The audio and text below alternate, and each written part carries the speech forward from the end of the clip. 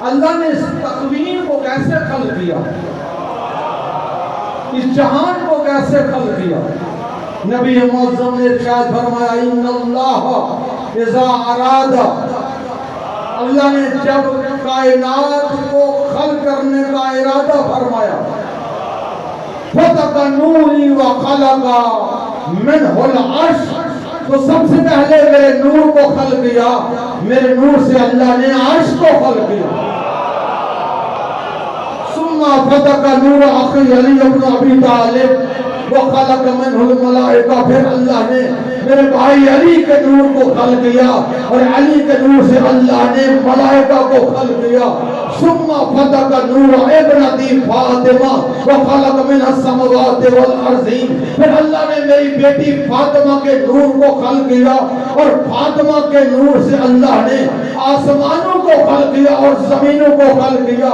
ثم فتح نور ولدی الحسن وخلق منه الشمس، پھر اللہ نے میرے بیٹے حسن کے نور کو خلق کیا اور حسن کے نور سے اللہ نے سورج کو خلق کیا۔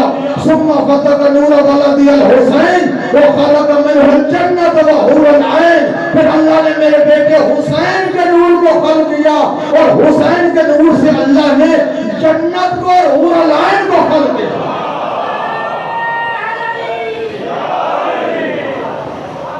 صحابی نے اتنا پوچھا یا رسول اللہ، اللہ نے اس تکوین، اس جہان، اس کائنات کو کیسے خلق کیا؟ نبی نے فرمایا اس کائنات کی خلقت میں ہم آل محمد کے انوار ہیں۔ اللہ نے میرے نور کو خلق کیا اور میرے نور سے اللہ نے عرش کو خلق کیا۔ اب یہ عرش کیا ہے؟ قدیم علماء و عظیم کو سننے والے لوگوں کے بنائے ہوئے جو لوگ تھے ان سے پوچھا گیا ماول عرش، عرش کسے کہتے ہیں؟ سب نے یہی کہا عرش والا ہی جانتا ہے کہ عرش کسے کہتے ہیں۔ لیکن اللہ نے جن 14 کو فرش پر بھیجنے سے پہلے اپنے عرش پر ساکن رکھا، ان میں سے چھٹے والے سے پوچھا گیا یا ابن رسول اللہ ماول عرش، یہ عرش کسے کہتے ہیں؟ امام نے فرمایا عرش اس بلندی کو کہتے ہیں جہاں فرش والوں کی رسائی نہ ہو۔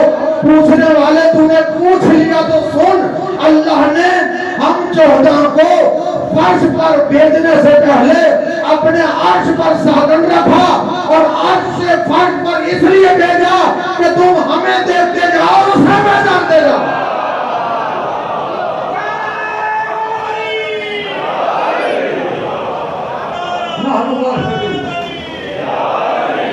ہم اس کی پہچان کے لیے آئے ہیں، اس کی معرفت کے لیے آئے ہیں۔ اس لیے فرمایا کننا فی عرشہ محدثین، ہم فرش پر آنے سے پہلے اس کے عرش پر ساکن تھے۔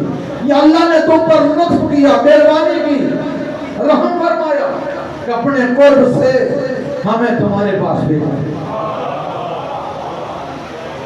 عرش سے فرش پر بھیجا۔ نبی اکرم کی کتنی معراجیں ہیں۔ ایک معراج جو سورہ بنی اسرائیل کے آغاز میں گیا، سورہ اسرا، سبحان الذی اسرا بعبدہ، وبرکتہ ذات جو اپنے آپ کو لے گیا، راتوں رات لے کر گیا۔ کہاں پر لے گئے؟ عرش اولا پر لے گئے۔ کیوں لے کر گیا؟ لنوری من آیاتہ، تاکہ اپنے نبی کو وہ مخصوص آیات دکھلائے۔ نبی معظم عرش پر تشریف فرما رہے تھے، رستے میں وادی کوہتور آئی۔ نبی معظم نے جیسے ہی وادی کوہتور کو دیکھا فوراً ذہن اندر میں یہ بات آئی، یہ وہ مقدس وادی ہے جہاں مجھ سے پہلے حضرت موسیٰ تشریف لائے اور اللہ نے حضرت موسیٰ کو فرمایا یا موسیٰ فاخلع نعلیک فإنک بوادٍ مقدس، کہ موسیٰ اپنی جوتیوں کو اتار دیجئے، آپ مقدس وادی پر آ رہے ہیں۔ یہ مقدس وادی ہے، یہاں جوتے اتارنا چاہیے۔ نبی نے جوتے اتارنے کا ارادہ فرمایا، اللہ کی طرف سے وحی آئی، اے میرے حبیب آپ جو جوتے اتار رہے ہیں، آپ جو جوتے اتار رہے ہیں وہ موسیٰ تھا، آپ محمد ہیں۔ وہ کلیم تھا، آپ حبیب ہیں۔ ہم نے آپ کے نور سے عرش کو خلق کیا اور آپ کی جوتیوں سے فرش کو منور کیا۔ آپ جوتیوں سمیت عرش پر آ جائیں۔ نبی معظم جوتیوں سمیت عرش اولا پر تشریف فرما ہوئے۔ ایک ایسی وادی آئی کہ جب حضرت جبرائیل امین عرض کرتے یا رسول اللہ اس سے آگے نہیں جا سکتا۔ کیوں جبرائیل؟ یا رسول اللہ آگے پہاڑ نور ہے، جاتا ہوں تو پر جلتے ہیں۔ وہاں جبرائیل نہ جا سکے جہاں نبی کی جوتی چلی گئی۔ آج کی دنیا میں اگر کوئی تشیع سے تعلق رکھنے والا کوئی فرد یہ کہے کہ ہم آل محمد جیسے ہیں، ان کی نوع اور جنس اور ہماری نوع اور جنس میں کوئی فرق نہیں ہے،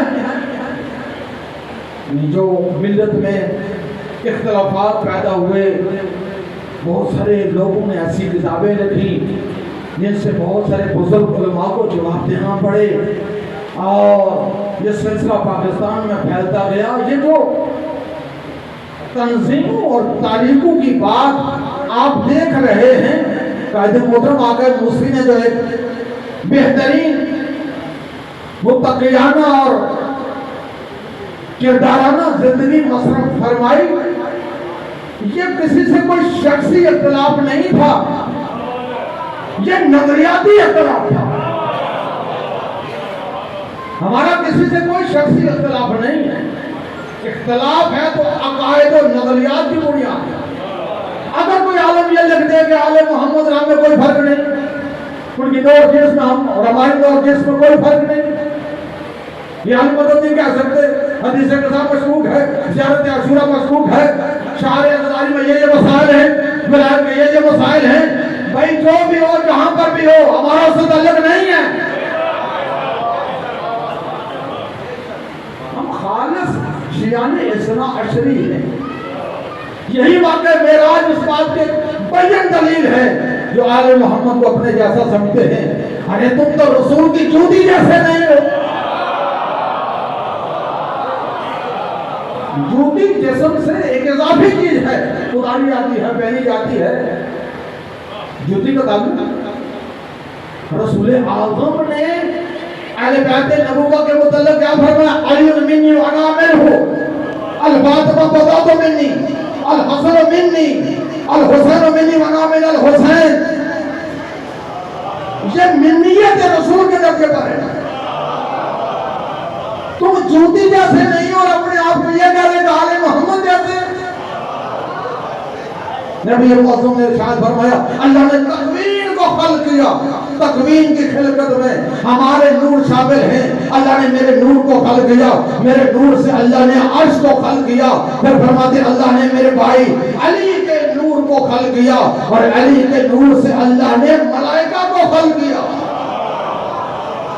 تھوڑا سا جگہ دے جا کے پیچھے آنے والے آج تھوڑا سا قریب اچھا سے نور سے۔ اچھا قرآن سب کے گھروں میں ہے، سارے قرآن پڑھتے ہیں، پڑھیے قرآن کو تدبر کے ساتھ، تفکر کے ساتھ، تعقل کے ساتھ۔ قرآن کریم میں بہت سارے تکوینات کے تصرفات اللہ نے ملائکہ کو دیے۔ بات تکوین کی ہو رہی ہے، جہان کی ہو رہی ہے، کائنات کی ہو رہی ہے، بہت سارے تصرفات تکوین اللہ نے ملائکہ کو دیے۔ ملائکہ کون ہے؟ امام فرماتے ہیں الملائکہ تو خدام ہونا، چھٹے والے ملائکہ۔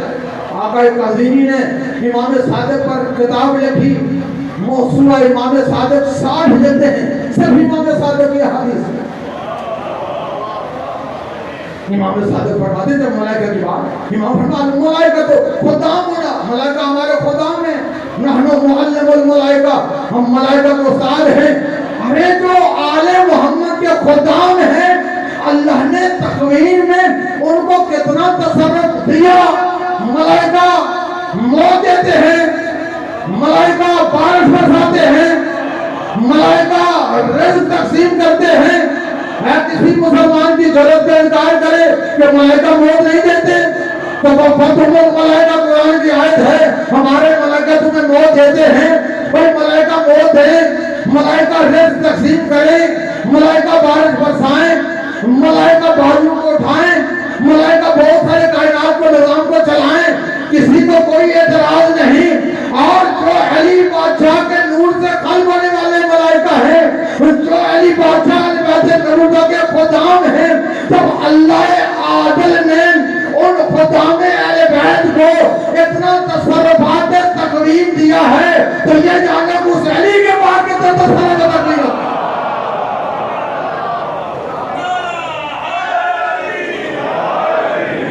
ملائکہ موت دے سکتے ہیں، ملائکہ رزق تقسیم کر سکتے ہیں، ملائکہ بارش برسا سکتے ہیں، تو جس علی کے نور سے خلق ہونے والے ملائکہ کے پاس اتنی طاقت، اتنا تصرف ہے، اس علی بادشاہ کے پاس کتنا تصرف ہے۔ پھر نبی فرماتے ہیں اللہ نے میری بیٹی فاطمہ کے نور کو خلق کیا، اور فاطمہ کے نور سے اللہ نے آسمانوں کو خلق کیا اور زمینوں کو خلق کیا۔ یہ کبھی سوچا کہ یہ آسمان جو خلق ہوئے بی بی کے نور اختر سے، یہ آسمانوں سے کیا ہوتا ہے؟ قرآن میں اللہ نے فرمایا وَأَنزَلْنَا مِنَ السَّمَاءِ مَاءً طَهُورًا، ہم نے آسمانوں سے تمہاری حیات کی بقا کے لیے پانی نازل کیا۔ انزلنا من السماء ماء طهورا، آسمانوں سے پاکیزہ پانی نازل ہوتا ہے۔ دوسری آیت میں فرمایا وَكُلُّ شَيْءٍ حَيٌّ مِنَ الْمَاءِ، کائنات میں جتنی بھی موجودات حیات رکھتی ہیں ان کی حیات کا دار و مدار پانی سے ہے۔ یعنی دو فلسفے اللہ نے بیان فرمائے، ایک پانی تمہاری پاکیزگی کی علامت، ایک پانی تمہاری زندگی کی علامت۔ پانی نہ ہو تم زندہ نہیں رہ سکتے، پانی نہ ہو تم اپنے آپ کو پاک نہیں کر سکتے۔ یہ پانی کہاں سے آتا ہے؟ آسمانوں سے آتا ہے۔ آسمان کس کے نور سے خلق ہوئے؟ آقا زادی زہرا کے نور عطر سے خلق ہوئے۔ بی بی کا نور نہ ہوتا آسمان نہ ہوتے، آسمان نہ ہوتے تو پانی نہ آتا، پانی نہ آتا تو تم نہ پاک رہ سکتے نہ زندہ رہ سکتے۔ تمہاری پاکیزگی اور تمہاری حیات کا دار و مدار پانی سے ہے، اور پانی کا تعلق زہرا سے ہے۔ اچھا اگر پانی میسر نہ ہو، گرمی کا موسم ہے، ٹھنڈی ہو گئی، پانی نہیں مل رہا ہے، تم نے نماز پڑھنی ہے، عبادت کرنی ہے، مسجد جانا ہے، امام بارگاہ جانا ہے، مجلس میں جانا ہے، اور مجلس میں آیا کریں پاک ہو کر، وضو کر کے، جسم کو پاک کر کے، اس لیے کہ یہاں جو تاروں کو تطہیرہ آتے ہیں، پاکیزہ ہستیاں آتی ہیں۔ پانی نہ ہو پھر جسم کو کیسے پاک کرو گے؟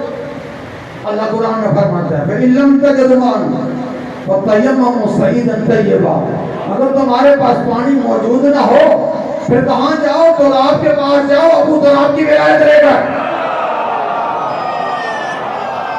ابو تراب کی ولایت لے کر تراب کے پاس جاؤ، مٹی کے پاس جاؤ، تو ہاتھ مارو، چہرے پر مارو، ہاتھوں پر مارو، تمہارا جسم پاک ہو جائے گا۔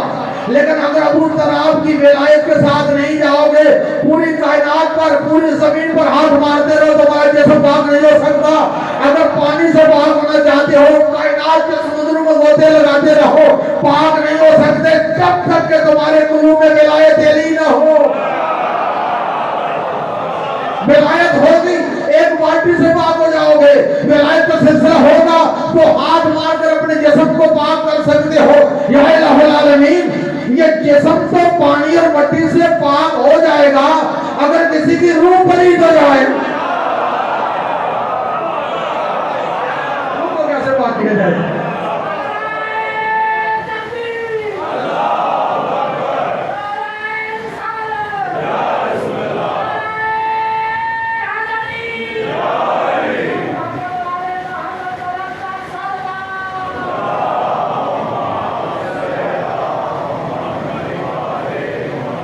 کسی کی روح پلید ہو جائے، اس کو پاک کرنے کا کیا طریقہ ہے؟ حضور اللہ نے صرف جسم تو نہیں دی، اس جسم کے ساتھ روح نفس، جسم ظاہر ہے، روح غائب ہے، اور یہ جو ظاہر ہے یہ ظاہر ہے اس غائب کی وجہ سے، جس دن وہ غائب یہاں سے غائب ہو گیا یہ انسان دنیا سے غائب ہو جائے گا.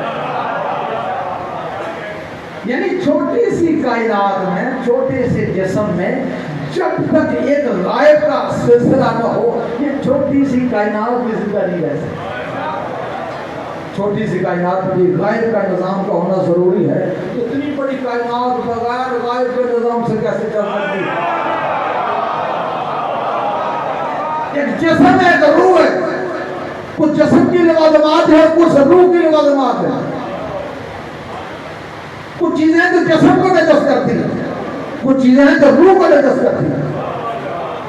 کچھ چیزیں جو جسم کو پاک کرتی ہیں کچھ چیزیں ہیں جو روح کو پاک کرتی ہیں. جسم کا علاج ہے روح کا علاج ہے. دنیا میں آج تک جو علاج ہو رہا ہے جہاں پر لیجیے پوری ورلڈ میں پوری دنیا میں پوری کائنات یہ سارے کا سارا علاج جسم کا ہو رہا ہے. سر کے بال سے لے کر پاؤں کے ناخن تک اللہ تعالیٰ نے ہر ایک عضو پر اللہ تعالیٰ جیسے اسپتال بن گئے. علاج جسم کا ہو رہا ہے. آج دن تک کسی پروفیسر کسی ڈاکٹر کسی مدرس کسی حکیم کسی فقیہ کسی مرجع نے یہ اعلان نہیں کیا کہ میں روح کا علاج ہے میں نفس کا علاج کیا کہتے علاج ہو. لیکن اللہ نے جن 14 کو کائنات کے لیے ہادی بنا کر بھیجا ان میں سے امام علی نبی علیہ السلام زیارت جامع کبیرہ میں ارشاد فرماتے ہیں کہ دنیا والو جسم کا علاج تو خود کر لیتے ہو جسم کو پاک تو خود کر لیتے ہو. ہم تمہیں بتاتے ہیں کہ اگر تمہاری روح نجس ہو جائے تمہارا نفس نجس ہو جائے تو اس کو پاک کرنے کا طریقہ کیا ہے. امام علی نبی علیہ السلام زیارت جامع میں ارشاد فرماتے ہیں یا اہل بیت النبوہ فاز الفائزون بولایتکم. اہل بیت النبوہ دنیا میں جتنے بھی لوگ کامیاب ہونے والے ہیں وہ سارے کے سارے اس وقت تک کامیاب نہیں ہو سکتے جب تک کہ آپ کی ولایت سے متمسک نہ ہو جائیں. پھر امام فرماتے ہیں آپ کی ولایت کرتی کیا ہے آپ کے ولایت کے بعد جوہر کیا ہے. امام فرماتے ہیں آپ کی ولایت کرتی کیا ہے جس کے کان پر روح جسم نفس میں ولایت کا سلسلہ آ جاتا ہے ولایت کرتی کیا ہے. امام فرماتے ہیں وما خصصنا به من ولایتکم آپ کی ولایت کی خصوصیت کیا ہے. امام فرماتے ہیں طیبا لخلقنا پہلی خصوصیت ولایت کی یہ ہے کہ تمہاری خلقت کو پاک کرتی ہے.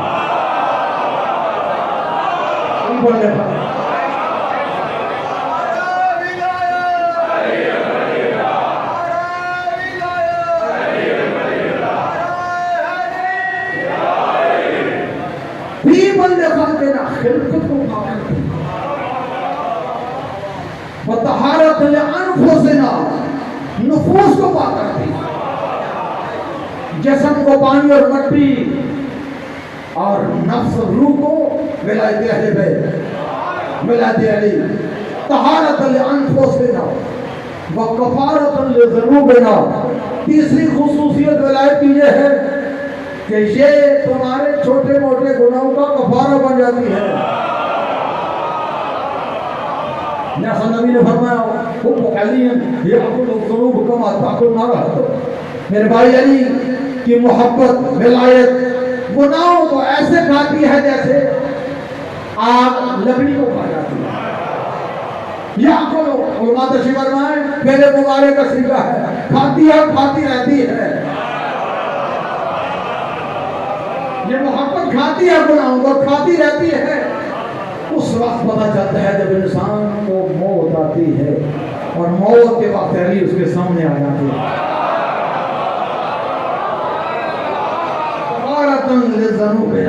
آج دنیا میں عبادات کی دنیا میں آپ جتنی بھی عبادات ہیں نماز پڑھتے ہیں نماز پڑھنا پڑے گا.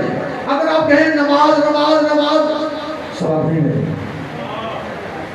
روزہ رکھتے ہیں روزہ رکھیں گے تو ثواب ملے گا. اگر آپ کہیں روزہ روزہ روزہ روزہ ثواب نہیں ملے گا. حج کرنا پڑے گا بغیر حج کے حج حج کہیں ثواب نہیں ملے گا.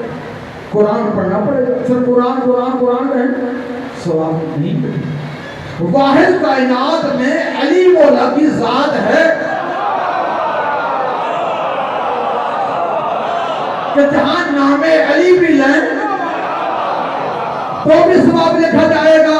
اگر حالات پیدا ہو جائیں اور نام علی نہ لے سکیں, دل میں محبت علی اپنا لیں تو بھی ثواب لکھا جائے گا. اور اگر ذکر علی کر سکیں, خدا کی قسم کتنی کتب لکھی گئی ملائک پر. علامہ امینی نے الغدیر 13 جلدیں صرف حدیث غدیر پر, الغدیر میں بھی کتاب لکھی 13 جلدیں. اب تو اردو ترجمہ بھی آ چکا ہے, لیجیے پڑھیے, پوری دنیا کے کتاب خانوں کو کمالا جہاں جہاں حدیث غدیر پر جو ہے جمع کی. اور جب وفات پائی, بیٹے نے باپ کو خواب میں دیکھا, علامہ امینی یہ پدر بزرگوار آپ نے بڑا کام کیا. اب یہ بتائیں کہ دنیا میں جانے کے بعد, دنیا سے جانے کے بعد قبر میں کس چیز کا فائدہ ہوا. اور باہر میں یہی واقعہ علامہ ہلی کے متعلق ملتا ہے. علامہ ہلی نے بھی کتاب ہے بہت سے لکھی ہے, الفین 2000 دلیلیں مولا علی کی بلائے, وہ بھی ترجمہ آ چکا ہے. پھر دوسری کتاب لکھی کشف یقین علی معرفت الموت. ان کے بیٹے نے بھی خواب میں دیکھا, ان کو بھی علامہ علی نے یہی کہا. علامہ امینی کو بھی بیٹے نے پوچھا, آپ نے یہی کہا کس چیز کا فائدہ سب سے زیادہ قبر میں ہوگا. کہا جو کام ہم نے حب خدا, حب مصطفیٰ, حب مرتضیٰ کے لیے کیا, اہل بیت نبوہ کے لیے کیا, ہر چیز کی جزا ملی. لیکن جو کتاب ہم نے مولا علی کے فضائل پر لکھی, اس کی فضیلت, اس کا ثواب سب سے زیادہ ملا. اے میرے بیٹے تم کو دفنا کے چلیں گے, تمہارے جانے کے بعد قبر میں اندھیرا سا چھایا, اور تھوڑی دیر کے بعد جب نور ساتے ہوا, میں نے پوچھا یہ کون سا نور ہے؟ آواز آئی علامہ امینی اور دوسرے علامہ ہلی, تم نے جس علی کی ولایت پر کتاب لکھی تھی, آج ولی خود تمہارے پاس آیا.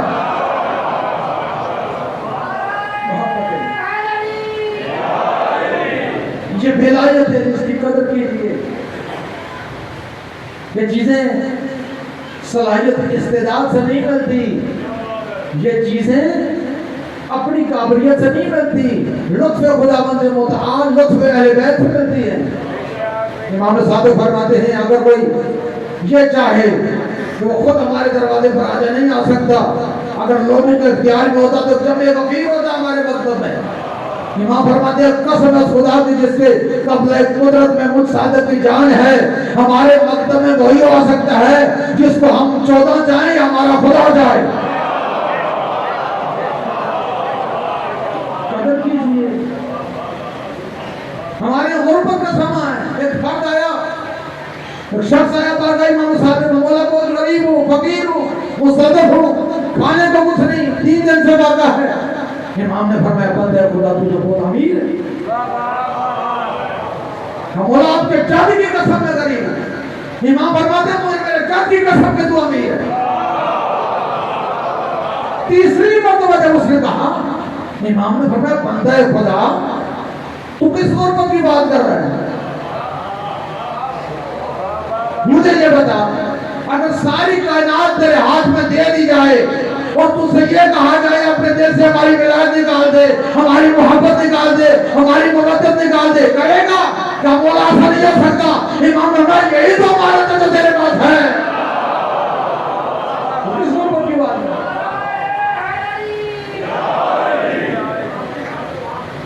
اگر دیکھ رہے بڑی بڑی سوسائٹیاں, اربوں کے حساب سے لوگوں نے کمرے بنائے ہوئے ہیں, بڑی بڑی سوسائٹیوں کے مالک ہیں. دوسری طرف یہاں لوگ رتوں میں جوتیاں گاڑنے والا, کعبہ بنانے والا, لیکن دل میں ملا ہے حسین کا آزادار ہے. خدا کی قسم وہ عرب پتی انسان سے عرب گنا زیادہ امیر ہے جس کے دل میں ملا ہے حسین کے اللہ. امارت اور غربت کا تعلق پیسے سے نہیں ہے. امیر وہ ہے جس کے پاس ولایت ہے, امیر وہ ہے جس کے پاس آزائے حسین ہے. یہ کہ علم میں نہیں کہ آنسو کی گلتی قیمت. کتنی عظمت ہے اس آنسو میں۔ یہ جو آپ عزاداری اور ماتمداری کرتے ہیں، حسینی بادشاہ کی زیارت کرتے ہیں، کتنی عظمت ہے۔ میرے ایک طالب علم ہیں قوم میں، آقا حسین کاظمی وہ جو بھی نئی کتاب چھپتی ہے مجھے بھیجتے، گزشتہ سال انہوں نے کتاب بھیجی تمنائے ابرار، 72 فضیلتیں عزادار کی لکھی، 72 فضیلتیں عزادار کی لکھی تمنائے ابرار۔ اس میں ایک فضیلت ہے کہ جب کوئی آقا حسین کی عزاداری میں آتا ہے، ماتمداری میں آتا ہے، حسین اس کے لیے کہتا ہے تم تو حسین کے نام پر رات کے 12 بجے بیٹھتے ہو، سونے کا وقت ہے اور تم عزاداری میں مصروف ہے۔ روایت تک امام صادق علیہ السلام روز عاشوراء امام کی بارگاہ میں کچھ اصحاب آئے، بارگاہ امامت میں پرسہ پیش کریں، تعزیت پیش کریں، تسلیت پیش کریں، آئے گریہ کیا، پرسہ پیش کیا، ماتمداری کی، عزاداری کی، تو جانے لگے کہ امام ان کو روک لو۔ امام نے فرمایا رکو، میں صادق امام تمہیں بتاتا ہوں کہ تم نے جس حسین بادشاہ کی عزاداری کی وہ حسین تمہیں کیا دیا۔ امام صادق فرماتے ہیں اعلموا ان جد الحسین حی عند ربہ، جس آقا میرے جد حسین کی تم نے عزاداری کی وہ میرا جد حسین اللہ کا نبی زندہ یرا، تم سب کو دیکھ رہا وَيَعْرَفُ أَسْمَاءَكُمْ، تم میں سے ایک ایک کے نام سے آگاہ ہے، وَيَعْرَفُ أَسْمَاءَ أَجْدَادِكُمْ، تمہارے آبا و اجداد کے ناموں سے بھی آگاہ ہے۔ پھر امام صادق فرماتے ہیں میرا جد حسین کیا کرتا ہے اِنَّ لِكُلِّ مَيْشُوقِ عَلَيْهِ وَظَاهِرِ، ہر وہ شخص میرے جد حسین پر گریہ کرتا ہے جو میرے جد حسین کا ظاہر ہے۔ لِيَسْتَغْفِرْ حسین، میرا جد حسین اس کی بخشش کے لیے اللہ کے دعا، کتنے خوش نصیب ہیں کہ جن کی بخشش و مغفرت کے لیے آقا حسین دعا مانگتے ہیں۔ پھر امام فرماتے ہیں اکیلے حسین نہیں، وَلَيَسْأَلْ جَدَّاهُ وَأَبَاهُ وَأُمَّاهُ وَأَخَاهُ، اپنے نانا کے پاس بھی جاتے ہیں، نانا یہ میرا عزادار ہے، اپنے بابا کے پاس جاتے ہیں، بابا یہ میرا ماتمدار ہے، اپنی ماں کے پاس جاتے ہیں، ماں زہرا اس نے میرے لیے سبیل لگائی، اس نے میرے لیے مجلس کا اقامہ کیا، اس نے میرے لیے ماتم کیا، اپنے بھائی حسن کے پاس جاتے ہیں۔ امام صادق فرماتے ہیں پھر آقا حسین کی التجا پر 5 دن پاک مل کر اور اس عزادار اور ماتمدار اور ظاہر کے حق میں بخشش کی دعا۔ یہی آپ کے آنسو کتنے قیمتی ہیں۔ تاغوتی طاقتیں کس قدر نام نہاد پاور کے اس فلسفے کو اجاگر کر رہی ہیں، تشیع کے حوالے سے کتنے کروڑوں ڈالر پاؤنڈ ریال خرچ کیے جا رہے ہیں، تشیع کو کمزور کیا جائے، ان کو اپنے عذاب سے دور کیا جائے، عزاداری سے دور کیا جائے، مرکز سے دور کیا جائے، عقائد و نظریات سے دور کیا جائے، تفریق پیدا کی جائے، لیکن ان کے علم میں نہیں، وہ جو کچھ کرتے ہیں حسین کا ایک اشرہ سب کو زیر زمین کر رہا ہے۔ آقا حسین کا ایک چہلم، ابھی جو آپ دیکھ رہے کروڑوں کی تعداد میں لوگ کربلا جا رہے، جانے والوں کا اپنا ایک سلسلہ، استقبال کرنے والوں کا اپنا ایک سلسلہ، مراجع مجتہد صاحب رسالہ عملیہ جن کی تقلید ہو رہی ہے، وہ ظالم کے جوتے صاف کرنے کو فخر سمجھتے ہیں۔ حاضر سرور جرنیل ظالم کے جوتے صاف کرنے کو فخر سمجھتے ہیں، کہتے ہیں جنرل ہونا اپنا مقام پر، مجتہد و فقیہ ہونا اپنا مقام پر، حسین کے ظاہر کی خدمت کرنا اپنا افتخار، اپنی سربراہی۔ دنیا میں کئی حالت میں ہے، یہ کیا ہو رہا ہے؟ کہ کربلا میں کیا ہوا؟ مسلم امت ہو تعصب کی وجہ سے وہ سارے سلسلے روک رہی ہے، لیکن جو غیر مسلم ہیں وہاں کے لوگوں کو، وہاں کے لوگوں کے اثار کو، وہاں کے لوگوں کی عقیدت اور محبت کو پوری دنیا پر واضح کر رہی ہے۔ کیسے لوگ ہیں یہ، کیسے لوگ ہیں جو حسین کے ظاہر کی خدمت کر رہے ہیں. ایک اربعین، ایک چہلم مظلوم کربلا ساری طاغوتی طاقتوں کے لیے ایک بڑا جامع پیغام دیتی ہے. تم لا کوشش کرو، تم سے کہیں زیادہ مضبوط لوگ، دہشت گرد لوگ، لشکر وشکر والے لوگ موجود تھے. ایسے ادوار سے یہ لوگ گزرے. مولا علی کا نام لینے والا، مولا حسین کی زیارت کا دم بھرنے والا کاٹ دیا جاتا تھا، دیواروں میں چناؤ چلا جاتا تھا. اس دور میں بھی حسین کے عزادار عزاداری سے باز نہ آئے. حسین کی زیارت کرنے والے اپنے بیٹے قربان کر کے بھی کربلا پہنچے. آج تو بڑی آسانی ہو گئی.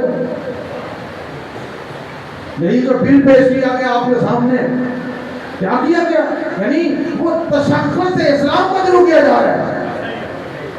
اسلام میں جو توحید، عدل، نبوت، امامت، قیامت، توحید کے بعد عدل ہے. عدل سے مراد کیا ہے؟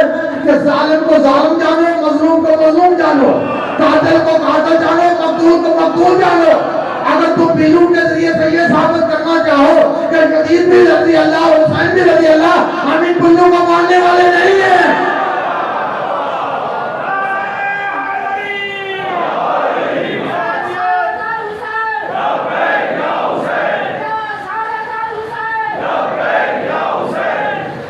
یعنی اسلام کے نقشے کو تبدیل کرنا یہی تو یزیدیت کا کردار تھا. آج وہی دوبارہ کردار زندہ کیا جا رہا ہے. لیکن آقا حسین کا جو استغاثہ تھا روز عاشور، حل من ناصر ینصرنا، علماء نے لکھا بس صرف روز عاشور تک محدود نہیں تھا، صبح قیامت تک جائے گا. ہر دور میں جدیدیت رہے گی، ہر دور کے جدیدیت کے مقابلے میں حسینیت کا کردار رہے گا. یہ حسینی، یہ عزادار کسی ایسی چیز کو قبول نہیں کریں گے جو قرآن سے متصادم ہو، جو احادیث نبویہ سے متصادم ہو، جو عین پاکستان سے متصادم ہو. چہلم کے ایام ہیں، عزاداری کے ایام ہیں. ان برادران نے بڑی محنت سے اس پروگرام کا اہتمام کیا ہے اور حسین کی اس بیٹی کے نام پر اس مجلس کو منسوخ فرمایا ہے، جو کم سنی کے عالم میں بڑھاپا چھا گیا. زیادہ تفصیل سے مسائل نہیں کروں گا، مختصر سے مسائل. کس کے؟ حسین بادشاہ کے جتنے بیٹے سب کے نام علی، جتنی بیٹیاں سب کے نام فاطمہ. اس عزاداری کا نام بھی فاطمہ تھا. سہیلہ کیوں کہتے تھے؟ آقا کے سینے پر سوتے. رسول کی شہادت کے بعد آقا حسین نے اللہ سے، کیونکہ رسول سے بہت محبت کرتے تھے، اللہ کے حضور نماز تہجد کی دعا میں یہ التجا کی، خدا مجھے ایسا بیٹا دے جو شبیہ رسول. ماں زہرا کی شہادت کے بعد پھر حسین نے دعا کی، خدایا ایسی بیٹی دے جو شبیہ زہرا. دعاؤں میں حسین نے اکبر کو لیا، سکینہ کو لیا. بڑی تفصیل ہے، سب سے بہتر مسائل واقع کربلا کے بعد یا بی بی زینب کے ہیں یا سید سجاد کے ہیں یا بی بی سکینہ. یہی بی بی ہے 28 رجب سے مدینہ سے قافلہ چلا، کربلا میں آئے. 2 محرم کو کربلا میں بارات ہوئی، 3 کو 7 کو پانی بند ہوا، روز عاشور نمودار ہے. شب عاشور کے بھی مسائل ہیں. روز عاشور جب آقا حسین علیہ السلام نے آواز استغاثہ بلند کیا اور میدان میں رخصت ہونا چاہتے تھے، آخری منزل میں یہی بی بی سکینہ ہیں جو اپنے بابا سے لپٹ گئے. جب آقا مرتجز پر سوار ہوئے، گھوڑے پر سوار ہوئے، بی بی نے بابا کے مرتجز کے قدموں سے لپٹ گئی، بار بار فریاد کرتی ہے، میرے بابا کے گھوڑے، میرے بابا کو لے جاؤ. صبح سے جو بھی گیا ہے شہید ہو کر واپس لوٹا ہے. جو میدان جائے گا میرا بابا شہید ہو جائے گا، میں یتیم ہو جاؤں گی. ایک مرتبہ حسین گھوڑے کو چلانا چاہتے ہیں، گھوڑا چلتا نہیں. امام نے نیچے دیکھا تو دیکھا سکینہ قدموں سے لپٹی ہوئی ہے. امام اترے اور سکینہ کو اٹھایا، سینے سے لگایا. سکینہ بابا کو میدان جانے دے، بابا ہم میدان جائیں گے، شہید ہو جائیں گے، میں یتیمہ ہو جاؤں گی. ہاں یقیناً سکینہ تو یتیمہ ہو جائیں گی. بابا یتیمہ کے آثار کیا ہوتے ہیں، یتیم کی نشانیاں کیا ہوتی ہیں؟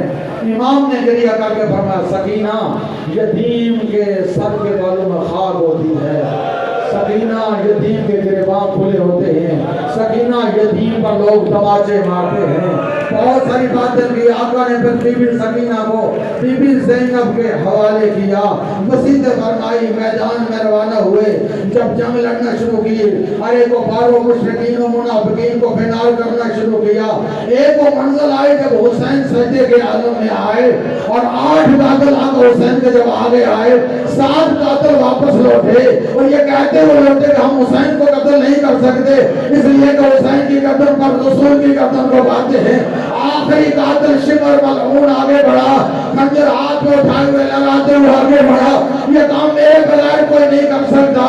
جیسے ہی آقا حسین پر ضربے لگانا شروع کی، بی بی سکینہ نے بی زینب کا دامن چھڑایا اور ایک مرتبہ میدان مقتل میں پہنچی اور ایک مرتبہ شمر کے پاس آ کر کہتی ہے ظالم میرے بابا کو مار کر آ، میرا بابا پیاسا ہے، میرے بابا کو پانی بھی پلایا۔ شمر کہتا حسین تو بچی کو واپس کرے گا یا میں واپس کروں؟ آقا حسین نے اشارہ کیا سکینہ واپس چلی جاؤ، ظالم میں ظلم کرے گا۔